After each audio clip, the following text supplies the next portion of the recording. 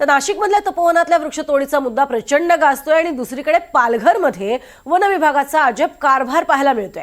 दहिसर वनपरिक्षेत्रातील दुर्वेस गावच्या हद्दीमध्ये शासनाची दिशाभूल करून मियावाकी हे जंगल उभारण्यासाठी वन विभागाच्या जागेतील लाखो झाडांची कत्तल केल्याचा धक्कादायक प्रकार समोर आलाय।